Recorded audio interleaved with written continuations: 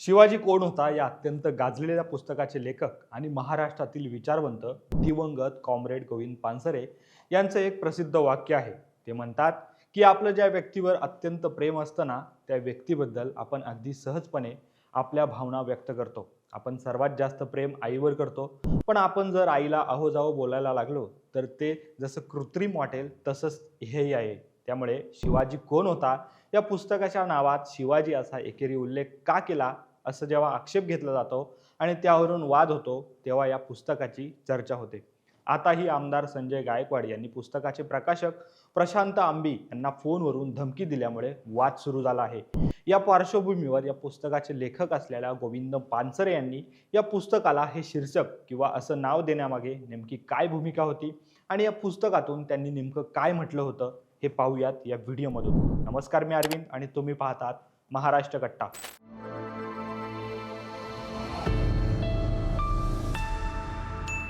शिवाजी कोण होता या पुस्तकाच्या शीर्षकामागे पानसरे यांची नेमकी काय भूमिका होती हे पुस्तक लिहिताना गोविंद पानसरे यांना मदत करणारे त्यांचे सहकारी प्राध्यापक अशोक चौसाळकर यांनी स्पष्ट केले आहे.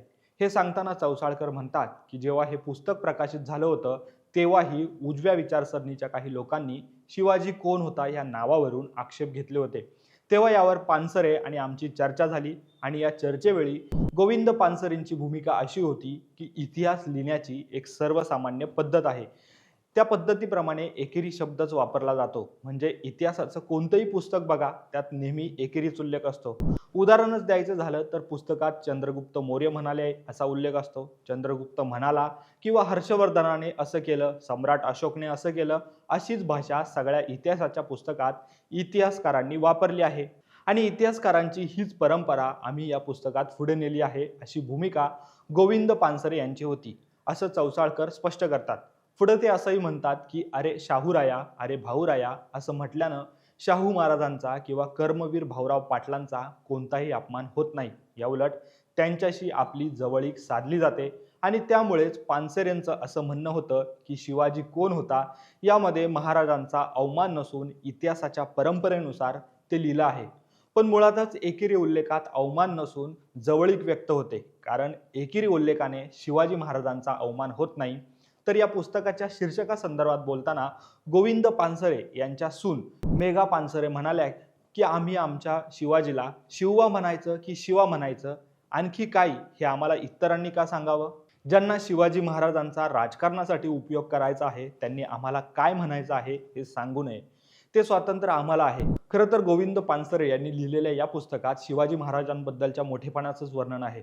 जसं आपण आईला किंवा विठोबा माऊलीला अहो जावो म्हणायचं विषयच येत नाही, तेच या पुस्तकातून दिसतं. म्हणजे आपल्या प्रेमाच्या लोकांना आपण एकेरीच हाक मारतो, कारण जिथे कृत्रिमता असते तिथं अहो जावो बोललं जातं. त्यामुळे शिवाजी कोण होता या पुस्तकाचं केवळ शीर्षक न वाचता ते पुस्तक वाचण्याची मेहनत घ्यायला हवी. म्हणजे हे पुस्तक वाचणाऱ्यांना या पुस्तकात शिवाजी महाराजांबद्दल आदर, आपलेपणा आणि अभिमान असल्याचं दिसेल. खरं म्हणजे गोविंद पानसरे हयात असताना आणि हे पुस्तक प्रकाशित झालं तेव्हाही शिवाजी महाराजांचा केवळ चलनी नाणं म्हणून वापर करणाऱ्या काही लोकांनी यावरून वाद घेतला होता. पण शिवाजी असा उल्लेख असणारं हे काही एकमेव पुस्तक नाहीये बरं का. पानसरे यांची मुलगी स्मिता पानसरे यांनी शिवाजी असा उल्लेख असणारी पुस्तके गोविंद पानसरेंचे पुस्तक येण्याआधीच प्रकाशित झाल्याचं सांगितलं आहे. कारण 1988 मध्ये हे पुस्तक प्रकाशित व्हायच्या आधीही म्हणजेच 1939 साली गणेश कुऱ्हाडे यांनी लिहिलेल्या पुस्तकाचं नावही शिवाजी कोण होता असंच आहे. याशिवाय बाळासाहेब ठाकरे यांचे वडील प्रबोधनकार ठाकरे यांच्या पुस्तकाचं नावही दगलबाज शिवाजी असंच आहे. तर आजपर्यंत शिवाजी महाराजांवर बहुतांश गाणी, घोषणा, आरत्याही झालेल्या आहेत आणि त्यातही छत्रपती शिवाजी महाराजांचा एकेरीच उल्लेख आहे. याचा अर्थ तो अनादर आहे असा होत नाही. आता पाहू गोविंद पानसरे यांच्या शिवाजी कोण होता या पुस्तकात नक्की काय आहे. तर पुस्तकात छत्रपती शिवाजी महाराजांनी तत्कालीन सरंजामशाहीत नेमकं असं काय काम केलं की त्याचं आधुनिक लोकशाहीतही कौतुक होत आहे, या प्रश्नाचं उत्तर या पुस्तकातून गोविंद पानसरे यांनी दिलं आहे. म्हणजे देशात आणि जगात अनेक राजे होऊन गेले तरी पण राजाची आठवण केली जात नाही हे सांगताना पानसरेंनी शिवाजी महाराज सर्वांच्या आठवणीत राहण्याची विस्तृत कारणं या पुस्तकातून सविस्तरपणे मांडली आहेत. यासोबतच त्यांनी शिवाजी महाराजांना राज्य वारसा हक्काने मिळालं नाही तर त्यांनी निर्माण केलं हे या पुस्तकात अधोरेखित केलं आहे. तसेच शिवाजी महाराजांचं कार्य आणि राज्यात राहणाऱ्या सर्वसामान्य माणसाला, रयतेला कसं आपलं वाटत होतं हे सांगताना पानसरेंनी त्यांची अनेक उदाहरणं या पुस्तकात दिली आहेत. तसेच आजही गोरगरीब रयतेच्या लेकीसुनांवर खेडोपाडी आणि शहरातही रोज बलात्कार होतात. पण शिवाजी महाराजांचा वारसा सांगणारे आणि उठल्या बसल्या त्यांचा जयघोष करणारे आज काय करतात असा प्रश्नही पानसरे यांनी या पुस्तकातून थेटपणे विचारला आहे. इतकंच नाही तर छत्रपती शिवाजी महाराजांनी लिहिलेली काही पत्रेही त्यांनी या पुस्तकातून वाचकांसमोर ठेवली आहेत. आणि शिवाजी महाराज कसे रयतेचा राजा होते हे या पुस्तकातून पानसरे यांनी मांडले आहे.